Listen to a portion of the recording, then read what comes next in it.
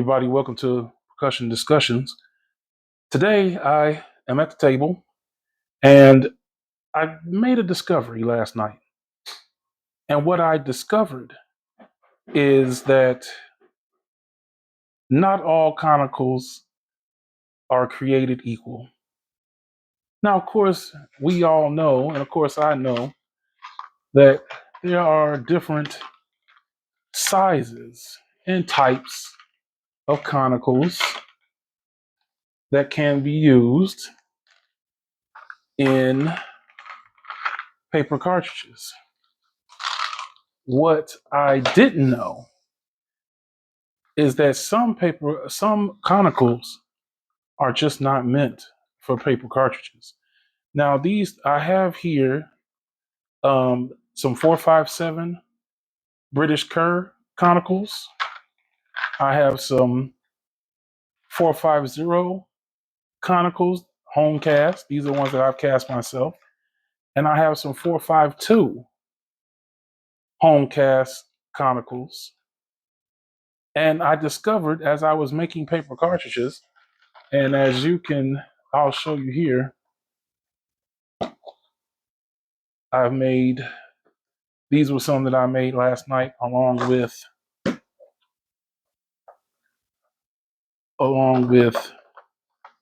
these here. And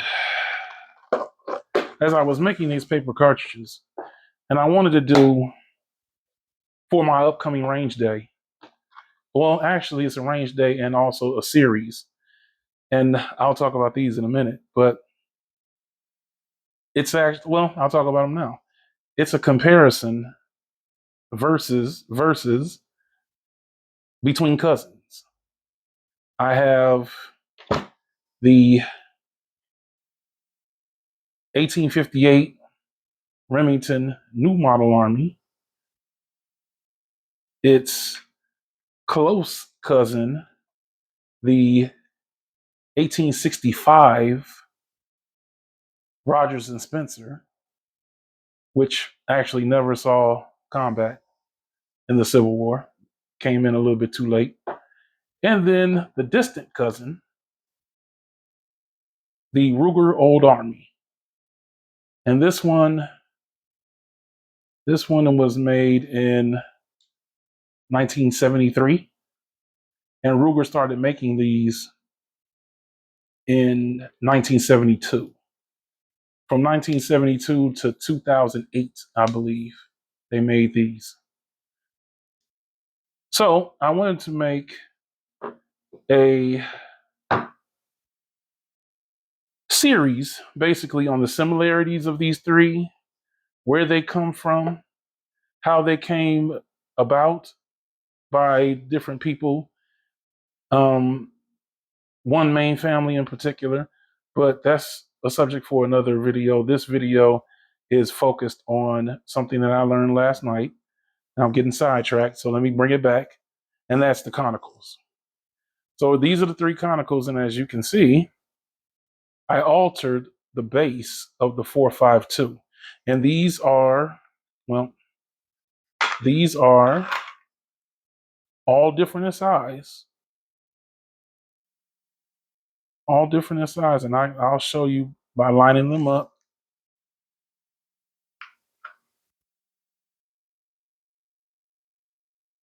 And I'm sure you can see that there. From large to small. 457, 452, 450. Of course, they're different sizes. But what I learned is they're not created equal in the sense of trying to make paper cartridges, because this is a former that I use where you sit the projectile on the paper cartridge once you have it built, and I'll show you that in a minute. The 457 sits in. Sure you can see that. Sits in very nicely and loosely. The 450 sits in. Sits in very nicely. Got a little bit of room. Now I've altered the base on this 452 it does. That's as far as it'll go without me having to push it more. And that's a 4.52 compared to a 4.57. And what I thought was that the 4.57 would not fit, but these two, the 4.52 and the 4.50, would fit just fine. No, no, no. And what I discovered is that the 4.52, even though this is horribly cast, you can see it's wrinkled quite well, but the 4.52 is a 45 long Colt bullet. It's a 45 long Colt projectile. It is meant for a metal casing. And this is my deduction based on an assumption. I'll just say that. Or assumption based on a deduction. That's even better. It's a 4.52. It's a 45 long Colt projectile. It's meant to, as like if this was the case, the 45 long Colt casing, it's meant to be pressed in. Some kind of lube in the grooves and pressed in. These are not meant for paper cartridges. Now, I tried to alter the bottom and I have made some work, but they fit weird. They fit very weird in a sense. Now, what I learned, and I have never shot the Ruger. Okay, I just got it. This is the first time that I'm going to be shooting it when the range day comes along. But it fits even with the altered base. It fits, but it fits odd. Okay, it fits. Now this is the 4.57. Boom, right in, right in, and comes right out. And of course, the 4.50, which is small, and it fits weird but it goes in, boom, because of the base, but it's smaller than the other two. Now that's the Ruger, and what I've learned about the Ruger and doing my test, because here's the thing: since percussion discussions, this is a discussion. What I figured out is that a lot of my range days are taxing on me personally because the paper cartridges don't work as well as they should. And I've always wondered why that is. Well, it's because I don't pre-fit the paper cartridges to the firearms that I'm firing. I just make some and assume that they're going to work. That I wanted that to be a thing of the past. I wanted to learn from my mistakes. So what I learned was that I need to sit down and pre-fit these so that the loading goes smoother. So what I learned is the Ruger can shoot just about anything. It is highly versatile. It is well made. It has a very large loading port. It is well made. The Rogers and Spencer is a bit specialized. You can see the loading port is a little bit more narrow. And so even though the 4.57 fits, boom, slip right in there. And it comes on out.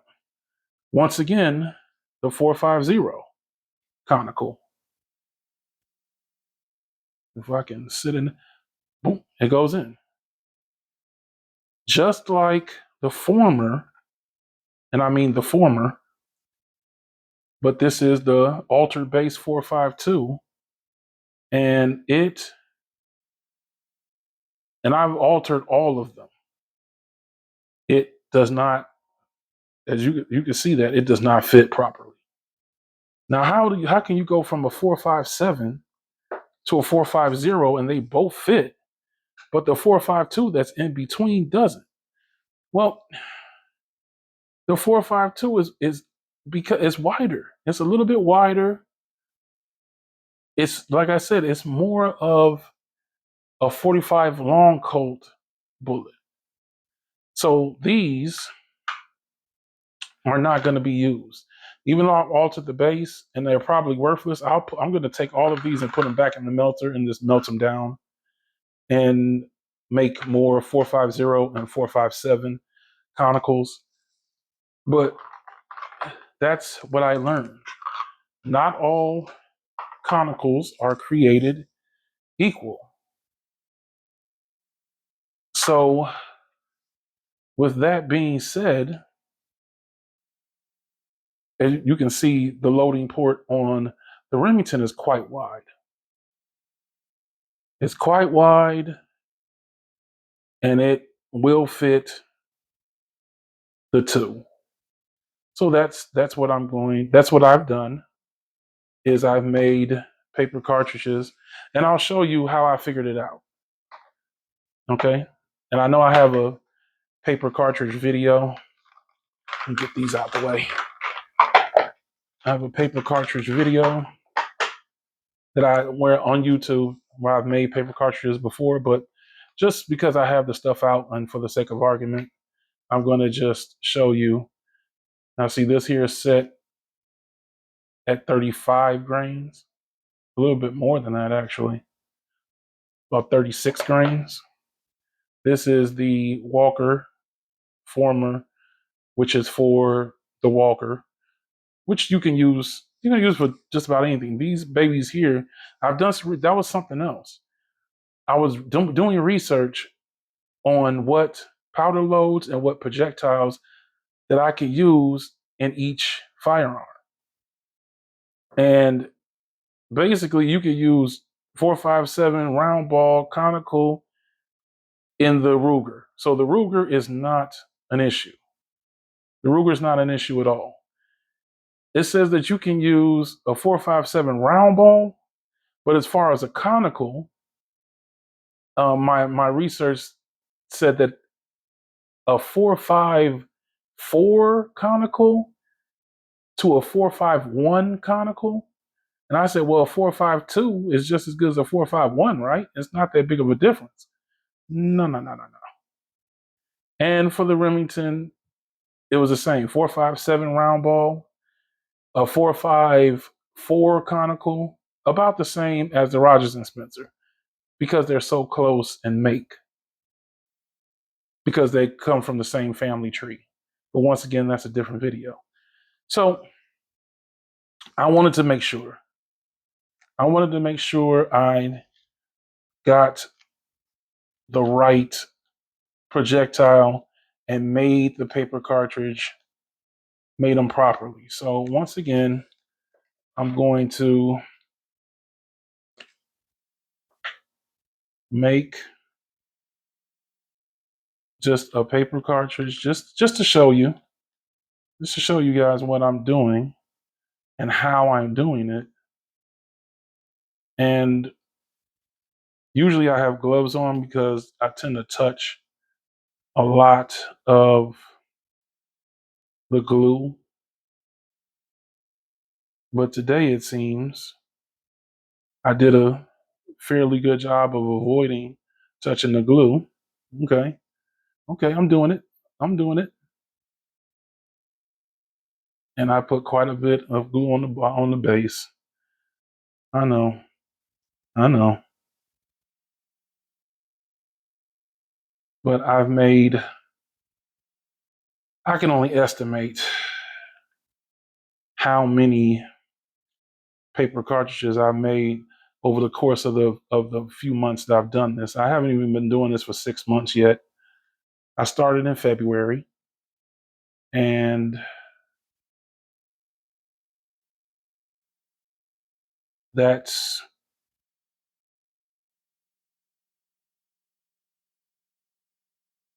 I didn't cut that well. Yeah, yeah.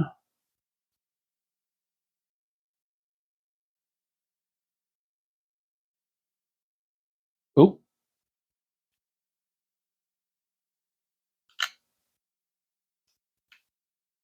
yeah, I didn't cut that well at all. Well, and that happens. I do that a lot. Well, and also So I'll just, and it's ragged, but it doesn't have to be perfect. And of course, I didn't get glue on myself because I didn't get enough glue on the paper envelope. But that's okay. Quick and easy fix. And I'm gonna do something else that's probably oh my God, what are you doing type movement. That's what you guys are gonna think, like, oh my God, what are you doing? But I'm gonna do it anyway. Like I said, that's ragged and it's still kind of wet, but we're gonna do what I'm gonna do anyway. Because we're not gonna wait for it to dry. So 35 grains, Pyrodex.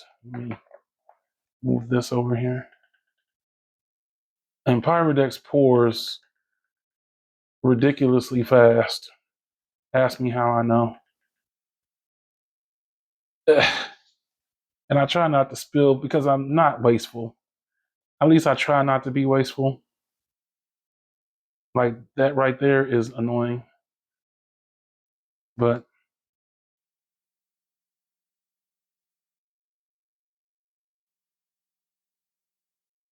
so there you go. 35 grains. So what are we gonna do? 457 or 450? Uh let's go 457 and test fit it in the Remington. So 457 British curve bullet. And this is where it gets kind of messy on your fingers. I put the glue in the lube grooves. And then I actually should sit this down. And it just fits right in there. A little crooked.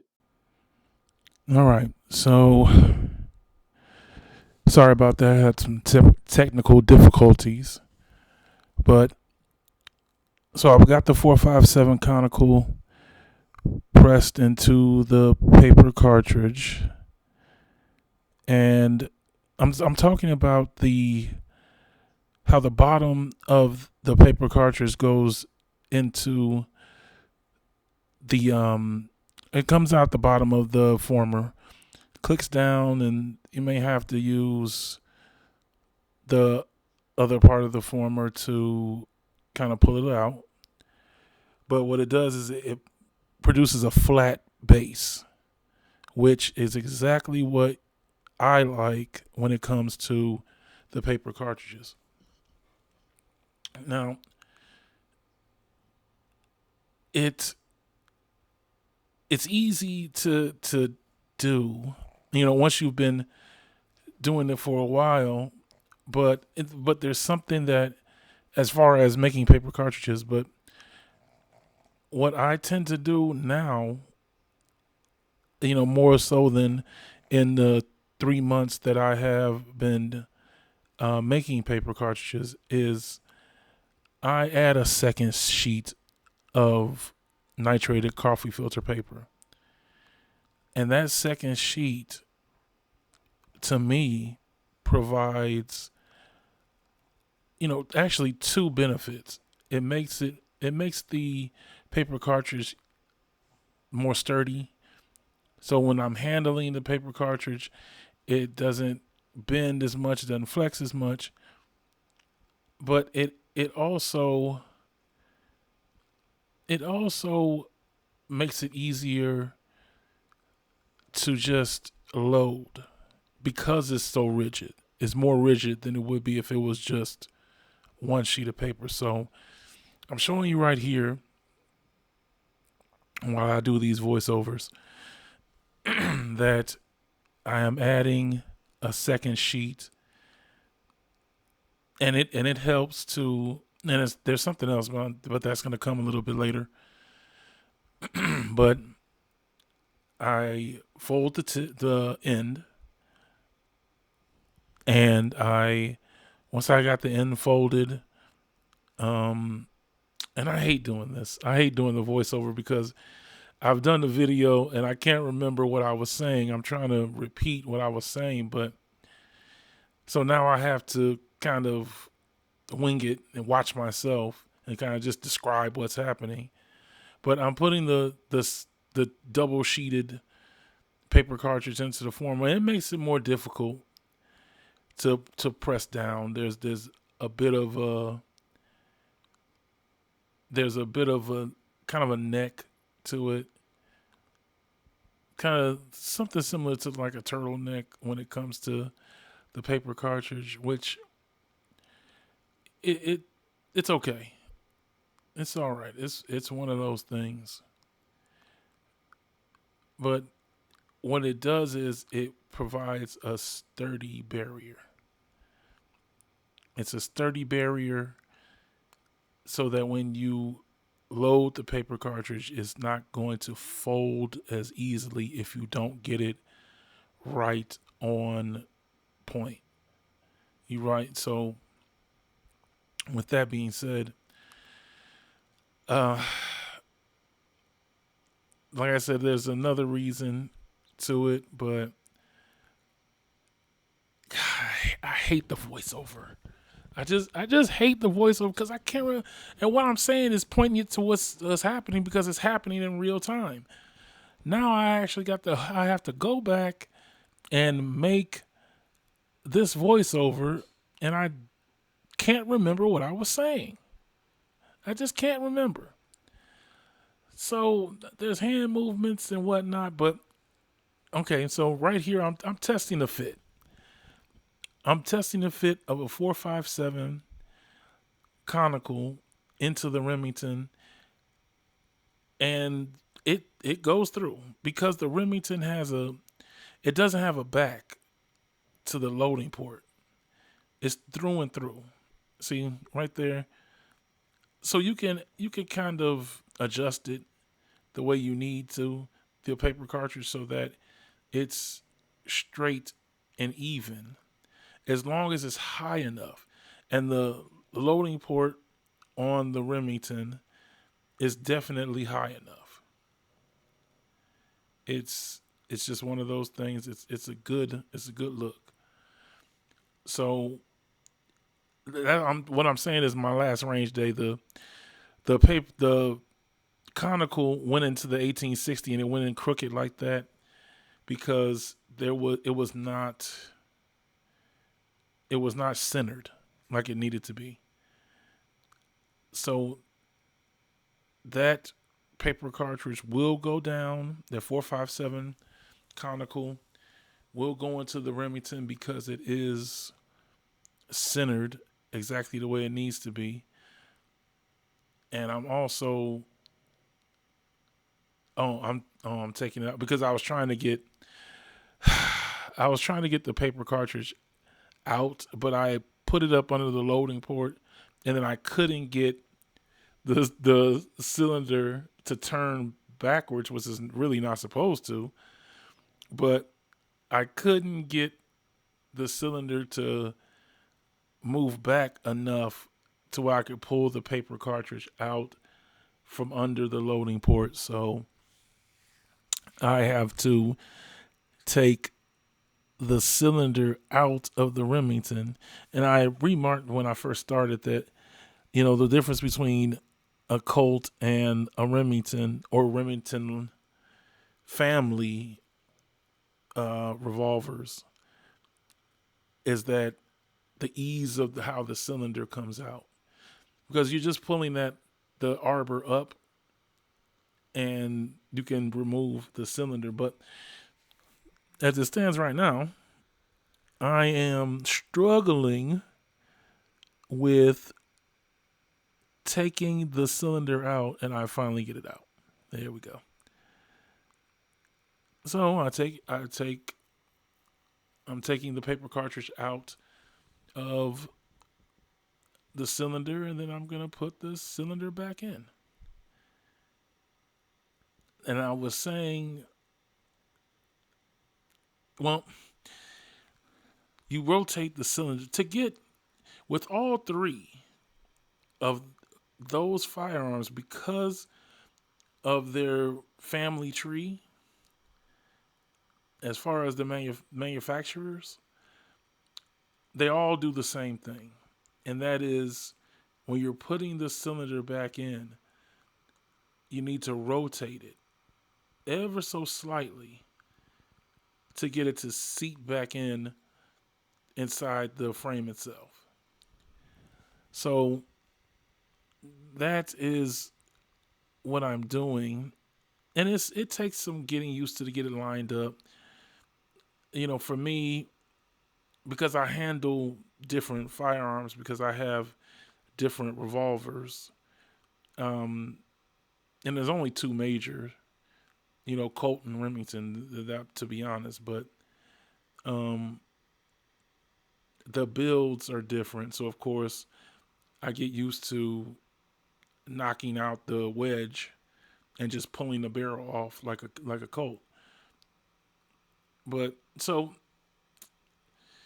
now I have to try to line the cylinder back up, and I turn it, and I get it the arbor back in, and there we go.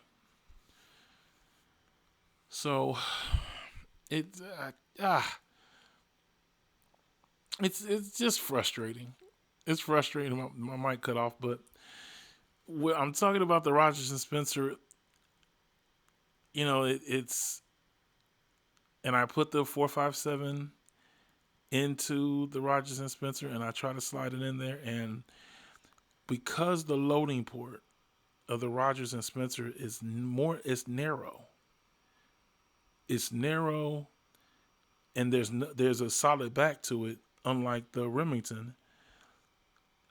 You could kind of rest it into the loading port, but if the projectile is too tall or too wide, it won't go in there right.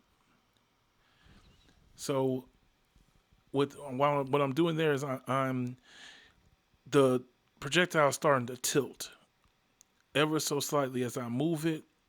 It's starting to tilt. So that's a recipe for disaster for me. And I deem that the 457 is just not gonna go into the Rogers and Spencer. So, of course, with the Ruger has a large loading port. It is a great, great revolver. And it's a great revolver because it's so versatile. So, and I'm talking about the versatility of it. And I already know that the 457 is going to go in, but, just to show you, because the loading port is so wide, it just goes boom right in, and it has the back just like the Rogers and Spencer. So you can slide it on in, rest it against the back. It's going to line up, and it will load just like it's supposed to load. And that's what I'm saying. It's the back, and so it'll load, and it's very evenly. It will sit in there evenly. It will go right in. It won't go in crooked because it's just the way it needs to be. So that's the 457 test. So I know for a fact now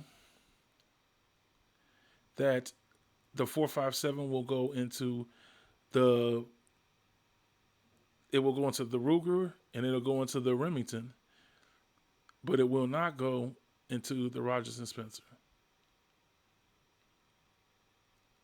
So let's make the 450 paper cartridge.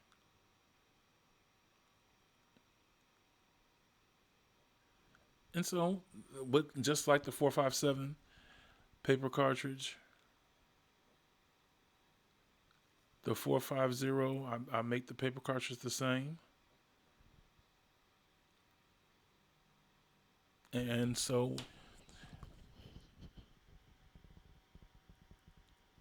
we like I said, this is very difficult for me.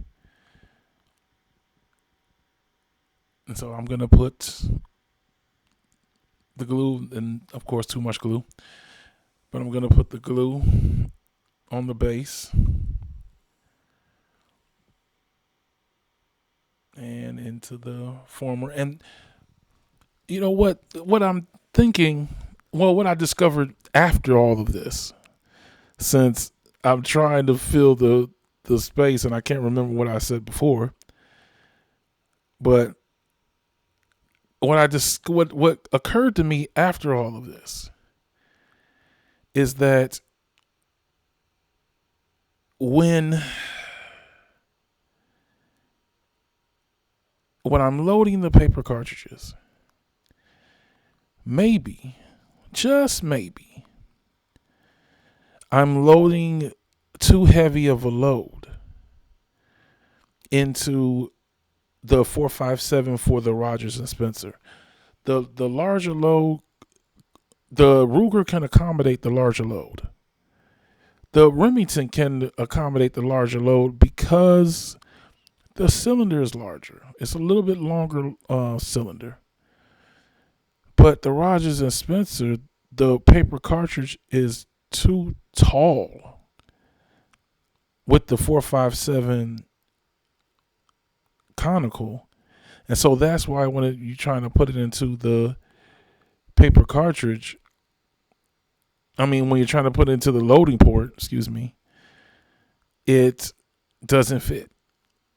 It hits the top. So maybe I should try with a smaller load, not 35 grains, just 30 grains, and see if that will.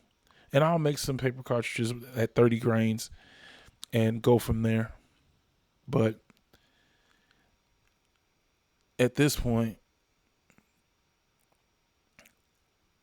I am loading the Pyrodex into the paper cartridge, the 450 paper cartridge. And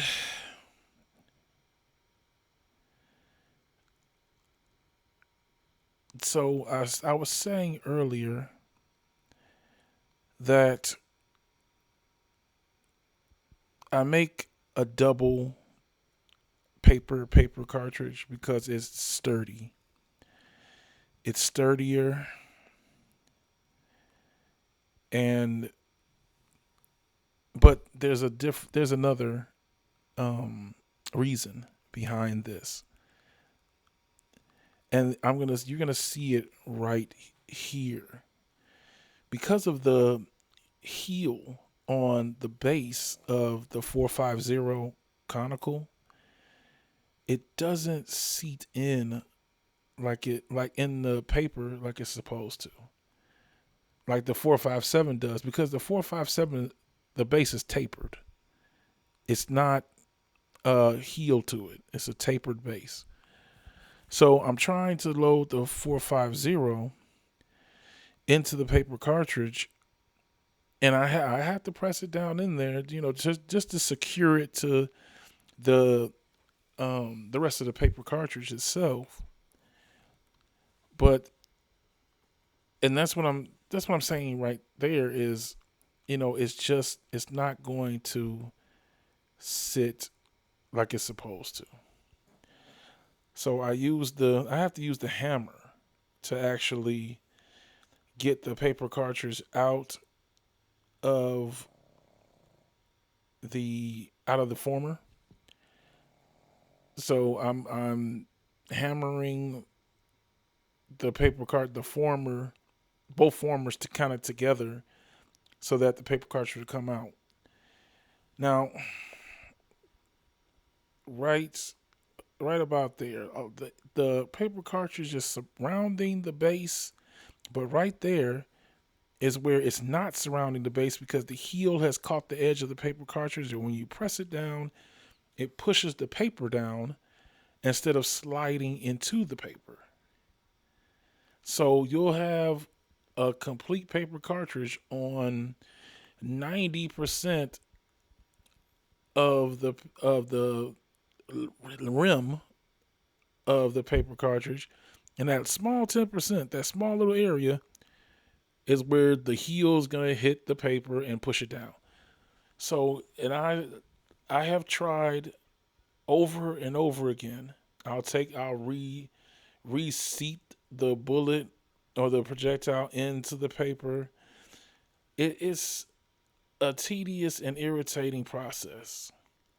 So I just started last night. Well, last night being the night before this video, making double paper cartridges, making them thicker, and that was the second. Well, that was actually the main reason. The second reason is because it's sturdier. I discovered, but I wrapped that paper around the outside, so there's a small inconsistency in the lip surrounding the paper cartridge heel, but it's not so bad that it makes it a problem. So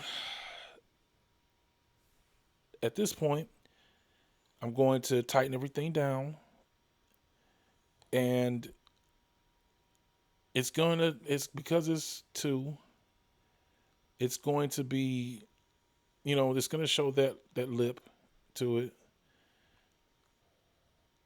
but it's not going to be bad. It's not a bad thing. So once again, I'm going to have to get the hammer to knock that out of there, but it comes out rather easy. And there you go. And it's solid. And it will, and what I'm explaining is that before or after, let's just do it like this. I'm going to test it on the Rogers and Spencer and slide it down in there. And it's going to get in there. It's going to get in there. And because I'm thinking, you know what? Why don't I just, since I'm already there, I'm at home, and it's easier now than being at the range to test it out to see if it fits. I'm going to fast forward and just give myself a shot at trying it and testing it out and seeing if I can actually ram it home. But I think that's a little bit sooner in the video. Yeah, I'll take it out. Okay. Anyway, the double paper will burn. When I was at home and when I made the night trading paper video, I burned one sheet and it burned. I actually burned two sheets together and it burned even better. So I don't believe there's going to be any problem with the paper cartridge burning and completely burning, because that's having that saltpeter. And that saltpeter really, strengthens the burn for the paper. So that's why I say I guess I'm saying at this point that I'm gonna give it a shot, because the 450 is supposed to go fit and go in, but because I have the extra paper, it might not work. So I said, well, let me just see if it's gonna fit, and it's gonna go home, and it does. But the thing about the Rogers and Spencer is that you have to.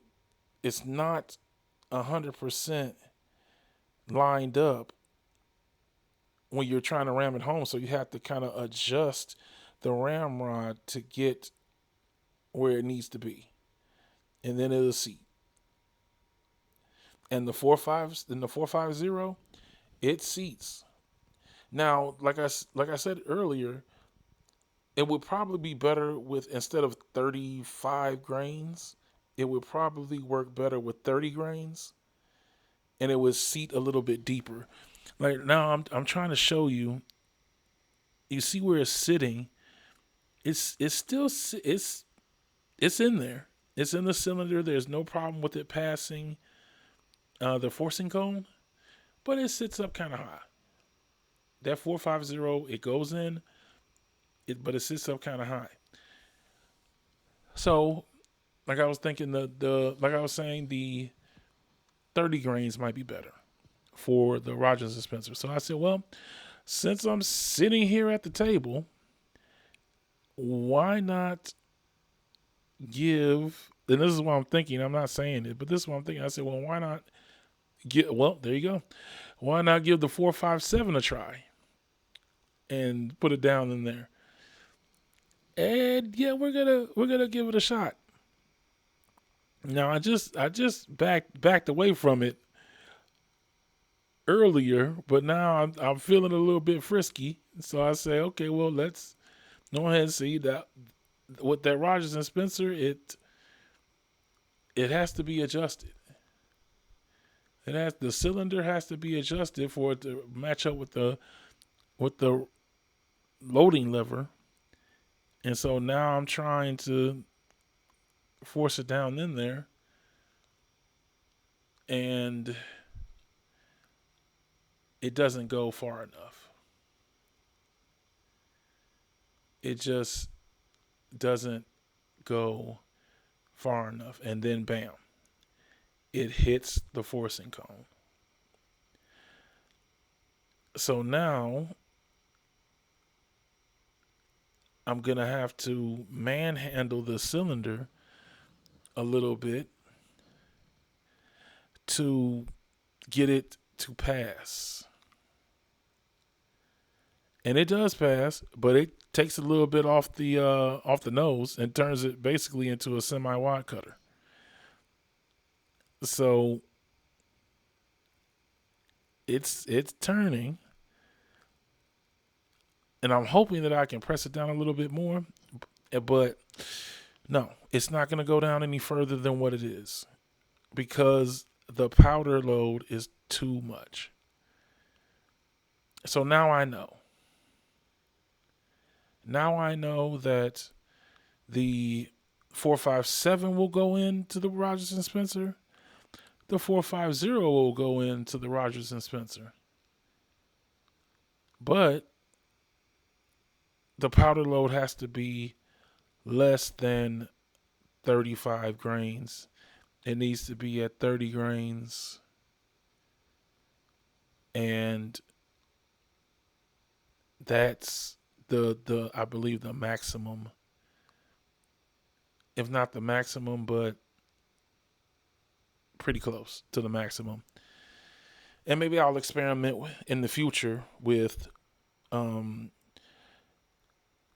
of custom tuning, 30, 32, 33. And I know that's a small difference. That's a very small difference, but I want to get the maximum amount of load. So anyway, I don't really know what I'm talking. I'm thinking I don't know. I don't know what I'm talking about right here, but we're coming towards the end of the video. I'm gonna have to take care of the Rogers and Spencer, and take the paper cartridges out of there, but it's not, the cylinders for the Remington and the Ruger are larger than the Rogers and Spencer. So, at the end of the day, it's going to be, 457 for the Rogers and Spencer and the Remington and the Ruger, and 450 for the Rogers and Spencer, just to be safe. So, that is about it when it comes to this video. Thanks for watching. Check out my videos on YouTube, Percussion Discussions 1979, if you can't find it through there, because they shadow ban me from time to time. The Black Powder Beginner, search for that, and you'll see my range days and my paper cartridge videos.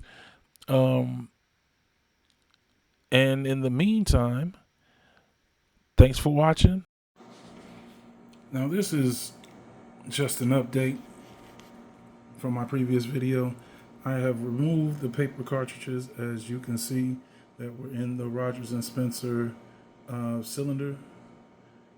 But this is another reason why I like to use double paper, and it just showed it to me.